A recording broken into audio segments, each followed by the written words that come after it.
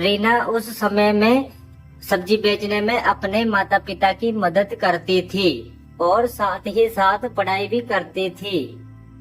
धीरे धीरे समय बीतता गया। रीना ने 5वीं कक्षा की परीक्षा भी पास कर ली। वो अपनी क्लास में अव्वल आई थी। रीना ने घर आकर यह बात अपने मम्मी पापा को बताई। रीना बिटिया, ये तो बहुत अच्छी बात है। तू खूब मन लगाकर पढ़ाई कर, देखना एक दिन तू बहुत बड़ी अफसर बनेगी। लेकिन पापा, इस बार मैं पुरानी किताबों से नहीं पढ़ूंगी। इस बार मुझे भी नई किताबें चाहिए। मेरी पुरानी किताबें देखकर मेरी सहेलियां मजाक उड़ाती हैं। रीना के माता पिता के पास इतने पैसे नहीं थे वो उसे नई किताबें लाकर दे। इसलिए रीना अपने सीनियर से सेकेंड हैंड किताबें कम कीमत में खरीद लेती थी। लेकिन इस बार रीना ने किशोर से नई किताबों की डिमांड कर दी थी। रीना की बात सुनकर किशोर परेशान हो गया था। किशोर को इस तरह से परेशान देखकर रीना की माँ तारा ने रीना से कहा, रीना, तुझे पढ़ाई करने से मतलब है कि नई किताबों से?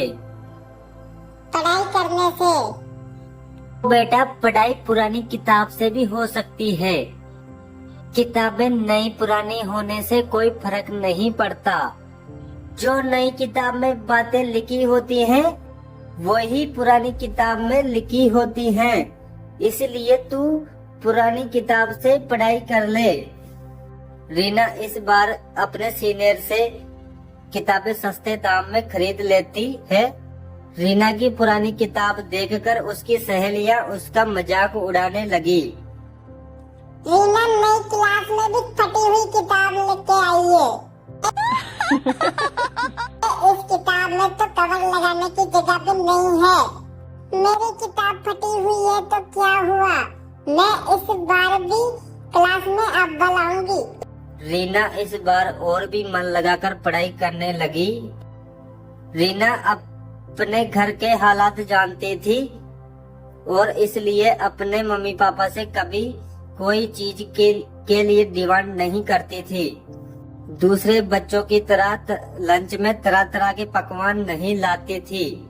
एक दिन स्कूल में लंच के समय